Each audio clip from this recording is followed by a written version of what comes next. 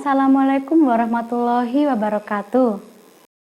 Waalaikumsalam warahmatullahi wabarakatuh. Selamat pagi anak-anak. Selamat pagi, Bu. Kayaknya masih lemes gitu ya. Coba saya tes pakai jargon ya. Instruksinya yaitu ketika saya bilang selamat pagi anak-anak, maka jawabannya pagi semangat. Oke? Ya. Kita coba ya. Selamat pagi anak-anak.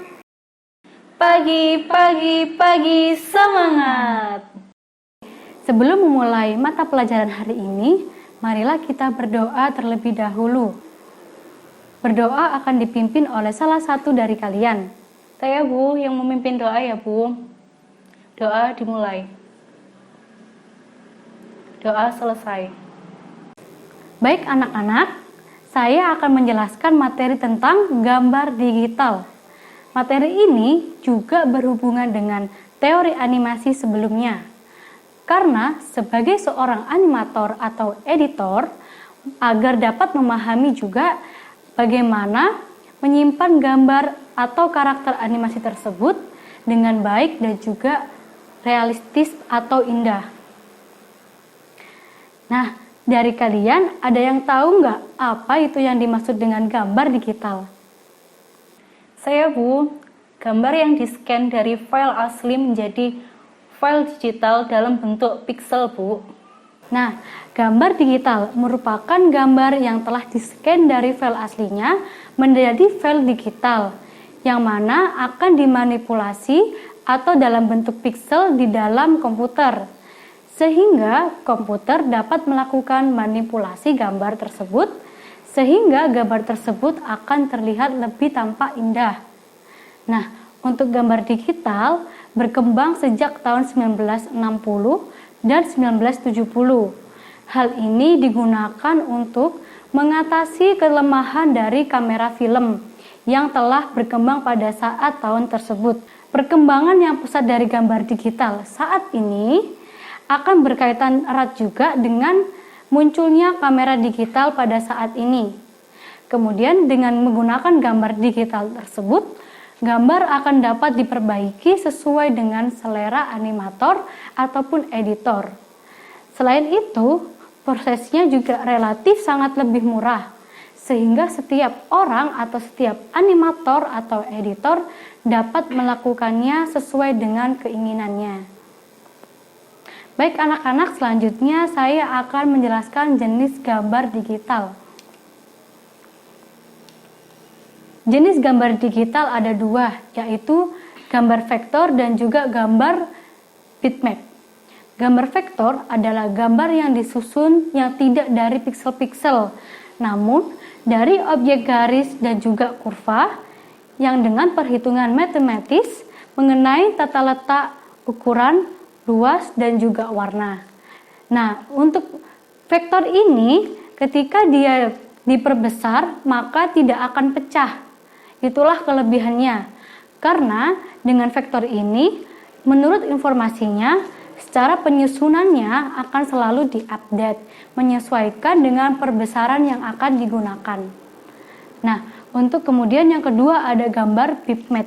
Bitmap ini juga disebut dengan gambar raster, yang merupakan gambar yang tersusun dari kumpulan titik-titik warna dengan yang jumlah tertentu yang tersusun secara sistematis sehingga dapat membentuk suatu objek gambar. Contohnya seperti mozaik. Mozaik tersebut yang tersusun dari elemen-elemen kecil yang disusun untuk membentuk gambaran yang lebih besar. Nah, titik-titik penyusunan tersebut yang terdapat dalam gambar bitmap adalah yang disebut dengan pixel. Nah, bisa dilihat dari kedua gambar vektor dan bitmap. Nah, terlihat dari kedua gambar tersebut yaitu vektor. Untuk gambar vektor, jika dia diperbesar 100 menjadi 500, dia akan tampak pecah. Untuk yang kedua ada gambar bitmap. Gambar bitmap jika diperbesar dari 100 menuju 500%, maka gambar tersebut tidak akan mengalami perpecahan. Baik anak-anak, selanjutnya yaitu penggunaan dari gambar vektor dan bitmap. Hal yang perlu diperhatikan saat memilih untuk menggunakan gambar digital, vektor dan bitmap yaitu yang pertama ada gambar bitmap. Gunakan gambar bitmap untuk foto atau objek yang rumit, yang membutuhkan banyak warna dan juga perubahan antar warna yang juga kompleks. Yang kedua, untuk gambar bitmap, perhatikan juga resolusi gambarnya. Saat melakukan perbesaran 100 hingga 500, pastikan gambar tersebut memiliki resolusi yang cukup tinggi. Kemudian ada gambar vektor. Gambar vektor gunakan ketika untuk objek yang berbentuk geometris dan juga berwarna solid seperti logo. Nah, perhatikan juga untuk ukuran file yang dihasilkan, sebab semakin tinggi resolusi suatu gambar, maka semakin besar juga ukuran filenya. Sebelum saya akan menjelaskan slide berikutnya, saya akan menjelaskan kelebihan dan kekurangan dari masing-masing gambar tersebut. Untuk kelebihan gambar vektor, yaitu bersifat scalable, yang artinya dapat memperbesar atau memperkecil gambar tanpa mengubah kualitas. Yang kedua, ada memiliki ukuran file yang kecil, sehingga mudah dan cepat di-download melalui internet. Yang ketiga, dapat diubah dalam berbagai tampilan 3 dimensi, tentunya dengan menggunakan software yang sesuai. Yang keempat, mempunyai warna-warna yang solid, cocok untuk bentuk-bentuk gambar yang sederhana seperti logo, kartun, dan juga sebagainya. Untuk kekurangannya pada gambar vektor yaitu hasil gambar tidak natural. Yang kedua, kurangnya dapat menampilkan dengan gradasi yang rumit. Oke, hal tersebutlah yang menjadikan kekurangan pada vektor. Kemudian untuk kelebihan pada gambar bitmap, yaitu yang pertama, mampu menangkap nuansa warna dan bentuk yang secara natural. Yang kedua, tampak lebih cepat dan lebih sesuai untuk ditampilkan ke dalam layar monitor. Itu merupakan suatu kelebihan pada gambar bitmap. Untuk kekurangannya pada gambar bitmap, yaitu yang pertama ada perubahan ukuran gambar akan mempengaruhi kualitas pada gambar. Yang kedua, ukuran file gambar yang relatif sangat besar. Dan yang ketiga, melakukan kompresi pada gambar, maka kualitas gambar akan menjadi menurun.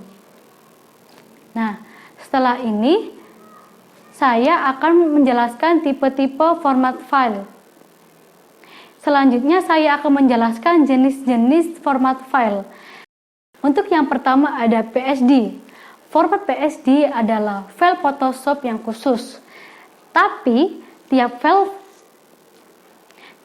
file ini ada sejak Adobe mengembangkan layer dan juga channel. Dengan menggunakan format PSD ini, maka user atau pengguna dapat mengedit dan juga mengatur gambar sesuai dengan keperluannya.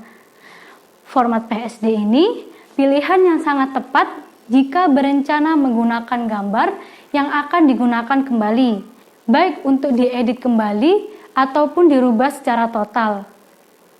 Kemudian yang kedua ada JPEG. JPEG kepanjangan dari Joint Photographic Expert Group. Nah, JPEG ini didukung oleh full color palettes dan dapat menghadirkan gradients warna dengan baik. Format JPEG ini banyak digunakan untuk keperluan fotografer. Nah, dan juga dapat digunakan dalam keperluan tampilan web karena ukurannya yang sangat kecil dan juga ringan. Format JPEG ini dapat juga memperkecil ukuran, menempatkan gambar, dan juga mengabaikan beberapa data yang tidak diperlukan untuk menampilkan gambar. Nah, untuk format JPEG ini, semakin tinggi tingkat penempatannya, maka semakin kecil juga ukuran file gambar pada JPEG tersebut. Yang ketiga ada format PNG. Format PNG atau biasa disebut dengan Portable Network Graphics merupakan format gambar yang jarang digunakan karena banyak yang tidak mengenal format PNG ini. termasuk browser. Kebanyakan desainer web menggunakan format yang JPEG atau GIF yang telah saya jelaskan sebelumnya. Kemudian yang keempat ada format GIF. Format GIF atau Graphic Interchange Format ini adalah merupakan format gambar yang biasa digunakan untuk gambar web. Format ini dapat dibuat secara animasi. Biasanya kan ada format GIF yang bergerak-bergerak. Nah, hal tersebut dapat dilakukan secara animasi. Format GIF berukuran cukup kecil, sehingga dapat dikompresi tanpa kehilangan detail gambar tersebut. Namun, format GIF hanya didukung oleh 256 warna saja dan tidak mampu menampilkan warna yang lebih. Oleh karena itu, GIF ini hanya baik digunakan untuk gambar dengan warna yang rendah dan juga resolusi yang kecil. Kemudian ada format TIFF atau Take Image File Format yang merupakan format yang memiliki keunggulan kualitas dengan ukuran yang cukup besar. TIFF adalah format yang digunakan di dalam sistem komputer yang biasa digunakan dalam sistem komputer Windows atau Macintosh. Nah, untuk format TIFF ini baik untuk gambar yang akan digunakan dalam proyek secara cetak komersial. Selanjutnya ada format EPS. Format EPS ini atau biasa disebut dengan Encapsulated PostScript merupakan format yang digunakan untuk keperluan cetak. Format EPS ini menampilkan gambar dengan resolusi yang tinggi. Tentunya ukuran file yang dihasilkan cukup tinggi. Oleh karena itu, format file ini tidak cocok digunakan untuk keperluan web karena akan terlalu berat jika akan diupload di dalam web tersebut. Yang terakhir ada format BMP. Format BMP adalah format gambar bawaan sistem operasi yang mana terdapat pada sistem operasi Windows atau DOS. BMP hanya dipergunakan untuk tampilan dalam layar monitor saja, karena kualitas yang dihasilkan gambar BMP sangat beresolusi yang rendah dan tidak baik untuk keperluan dalam publikasi atau komersial. Berbeda dengan format EPS yang cocok dan baik tepat untuk digunakan sebagai keperluan publikasi secara komersial. Baiklah anak-anak, untuk materi kita hari ini apakah ada yang perlu ditanyakan? Tidak, Bu. Apakah sudah jelas semuanya? Jelas, Bu. Alhamdulillah, berarti kalian sudah memahami materinya ya. Baiklah, kesimpulan materi ini yaitu gambar digital merupakan gambar yang telah di-scan dari file aslinya menjadi file digital, yang mana dalam bentuk pixel agar komputer dapat menggantinya atau melakukan secara manipulasi pada gambar tersebut, sehingga gambar tersebut akan menjadi lebih tampak indah. Terdapat juga penjelasan mengenai kelebihan dan kekurangan dari masing-masing gambar vektor dan juga gambar bitmap. Juga penjelasan tentang jenis-jenis format file agar seorang animator atau editor dapat memilih dengan baik dan tepat ketika membuat animasi. Selanjutnya, saya akan memberikan refleksi kepada kalian. Refleksinya yaitu tugas tentang materi gambar digital. Ketentuannya dapat dilihat dari slide gambar tersebut, yang mana tugas tersebut harus dikumpulkan paling lambat hari Rabu tanggal 13 Mei pukul 2 siang ya. Kemudian formatnya untuk Word menggunakan font style Times New Roman, font stylenya 12 pt, maksimal 3 lembar. Nah, untuk mengirimnya melalui email yang tertera tersebut. Selamat mengerjakan. Sekian materi yang dapat saya sampaikan. Jika terdapat kesalahan kata, saya mohon maafnya sebesar-besarnya. Wabillahi taufiq walhidayah. Wassalamualaikum warahmatullahi wabarakatuh. Wassalamualaikum warahmatullahi wabarakatuh.